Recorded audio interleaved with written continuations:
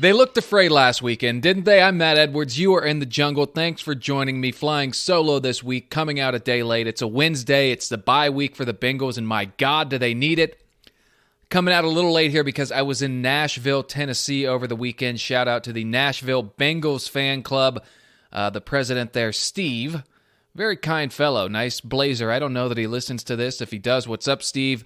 Tailgate Brewery is where they were hosting it. Tailgate Brewery in Nashville is where I watched the Bengals. Some of the best pizza I have ever had in my life, but some of the most disappointing football I've seen in recent years for sure, and certainly this year. All the other losses this year, like the Bears lost, still a young team. The expectations were lower at that point. We didn't really know for sure what the Bengals were going to be. You throw 3 straight interceptions in the second half, that's hard to bounce back from. The Green Bay loss, all right, you lose in overtime to arguably the best quarterback in the league, the immunized Aaron Rodgers. You can take that. A Super Bowl favorite coming off the Bengals had won 6 games in 2 years. You lose to Green Bay. You can handle that in overtime. You hung with one of the league's elite. And then there's the Jets loss, which, yeah, it sucked, but at the same time, you're coming off your biggest win in years. Those things happen in the NFL. This loss to Cleveland, how are you not ready for this one? This wasn't an NFC opponent. This wasn't the lowly Jets. You were coming off not a tromping, but a very embarrassing loss at the hands of the New York Jets, and then you come out in a very important game, and boy, you just get kicked in the teeth. Now, I will say the Bengals caught no breaks, and breaks are important to catch. I will say that the Browns were probably out to prove something, right? Their big star diva wide receiver got, cut from the team. They want to prove that happens. We see that all the time in the NFL where a big star gets cut, a coach gets fired, the team comes out and says, hey, yeah, we're still pretty good. We're NFL players. We can hang. But that was just at home, just to get trounced. When did this team forget how to tackle? When did that happen? And I think, on the other hand, the Browns are the team I thought they would be. The Browns are the team that when Jeremy Rout came on here in week 1 and said he likes him to win the division, this is a team a lot of people thought we would see out of Cleveland. They looked really good on Sunday. I will make no bones about that. The Bengals didn't get beat by a bad Jets team this week. They got beat by a really good Browns team. But if you want to show you can hang, and you want to do what Joe Burrow said that you can do, if you can win the division, you can win it all. On Sunday, you didn't look like you could win much of anything. 2 Sundays in a row now, if we want to talk about that too. But again, the Jets loss, as bad as it was, those happen. This is not the type of loss that good teams have. Fortunately, they've got a bye week to try to figure things out. And boy, do they need it. There's not a lot that needs fixed during the bye. That's another positive. There are a lot of positives. If you would have told me, I think any of us, if you would have said, hey, the Bengals are going to go into their bye week in mid-November with a winning record. Yeah. 5-4 is the worst winning record you can have, but it's a winning record. I think anyone who's watched this team the last few years would have said, oh, hell yeah, I'll take that. I sounded like a real nerd there saying, oh, hell yeah, you get the point. I am a real nerd, A, and B, it's hard to sound excited when you're, thinking back about what happened on Sunday. But there are positives. They had a winning record. They have no devastating injuries. They're a little banged up. Lost Brandon Wilson for the season on Sunday. Lost Akeem Davis-Gaither, I think just for the 3-week IR right now. I've not caught up on things. I've really been catching up since getting back from Nashville. But Akeem Davis-Gaither, he got hurt as well. But those are 2 guys who you can absorb the losses of, right? Knock on wood. Offensive line's still intact. Number 9 is still intact. There's a lot right now to be Akeem Davis-Gaither headed to the IR. And he, by the way, is another guy who not getting as much playing time, but when he's on there, looks kind of like the guy you hoped he would be.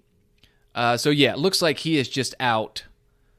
Gosh, I can't figure this out. Since they implemented this 3-week IR, it's become very difficult. Okay, so yeah, he's not out for the year. It says timetable unknown. He's on that 3-week IR. We'll see. But At any rate, even if he were out for the year, no devastating injuries for the Bengals. Still the same one that, my God, you would like to see Trey Waynes get back, because Eli Apple, again, whoo, just getting torched, man. Just getting ate up. Get the pun there? Just getting ate up. I mean, that's 2 games where he has just kind of got the ball rolling for the opposite team. So there are, everyone's banged up this time of year, but no serious injuries for the Bengals, and now they have a bye week, and they can get those fixed.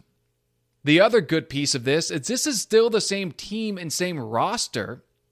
We saw trounce Baltimore. What, has it been 14 days ago? It's been 17 days ago? Has it even been that? No. Whatever it is, just a few weeks ago, Baltimore, the Bengals made them look like a JV team. This is still the same roster that went into Baltimore and went into Pittsburgh and won by multiple scores. There's a lot that you can fix here. Starts with tackling, in my opinion, on the defensive side of the ball. Starts with not letting Eli Apple, or really anyone, I don't want to put everything on him.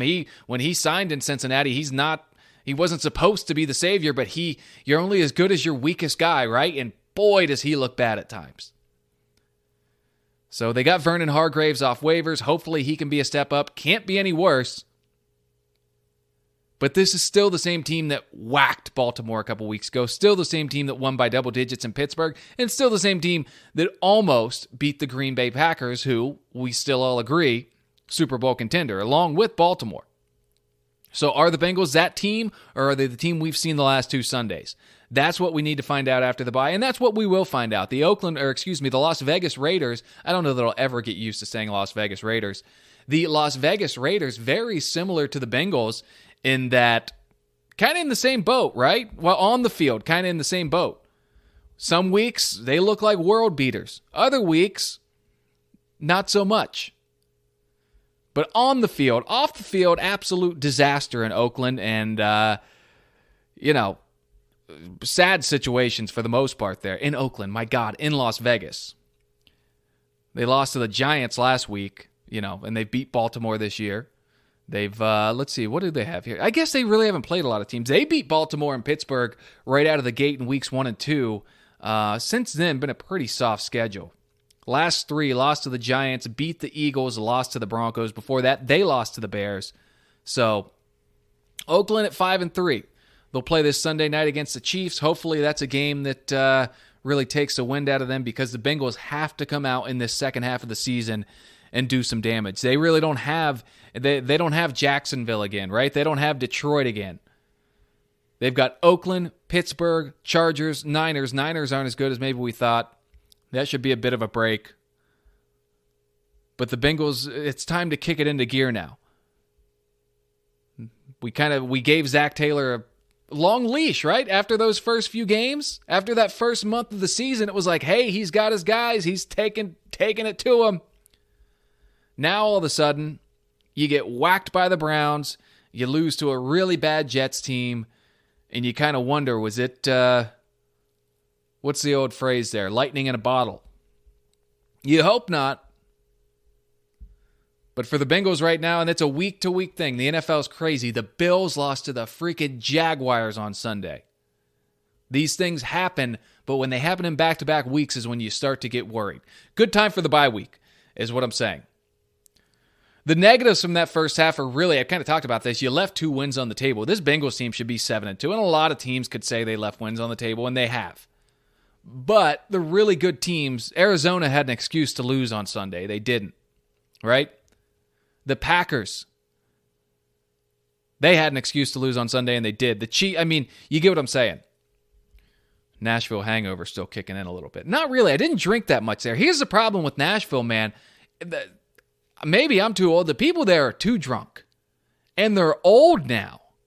Like when I went to, this was the first time I've been there in a while, maybe like 3 years.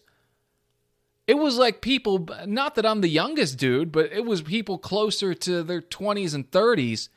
Now you've got grandmothers just walking around hammered, having to hang on to strangers to stand up. But Nashville's a fun city.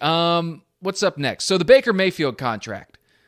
This is kind of like a running joke amongst Bengals fans, right? Like, hey, get this guy signed. I'll just say this. As long as they keep good guys around him, and whether or not they can win/if he signs a big contract is going to be debatable. But, and I know I've done this and been wrong on it before when I was talking about Dak Prescott, I think Baker Mayfield's a slightly better Andy Dalton. He definitely, I shouldn't even say slightly, he's a good level up better than Andy Dalton, right? He's Andy Dalton if you're in the game Mario and you jump on a mushroom.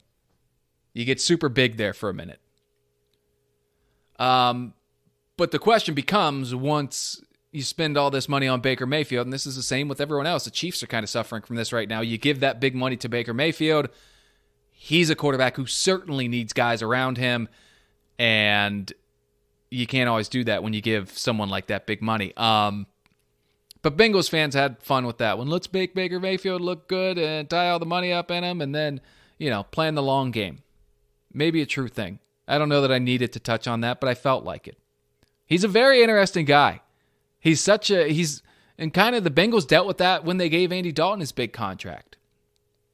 Some weeks he looks like he could take you to the Super Bowl. Other weeks he looks like maybe he's kind of, and Andy Dalton's in that boat right now that I think Jared Goff's going to find himself in soon, where you're too good to be a backup, but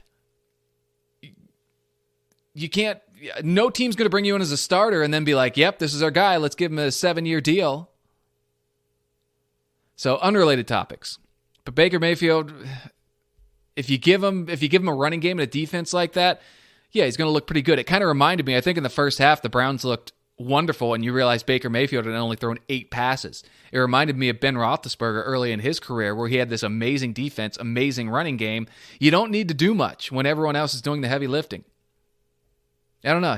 Baker Mayfield's a confusing guy. Everyone wants to nail down the answer on him. I don't really know what it is, because whenever I watch him, there are times when he looks fantastic, and then there's times when he doesn't. And it is interesting. It's only one game without Odell Beckham, but it is interesting that with Odell suddenly out of town, he seemed a little more comfortable.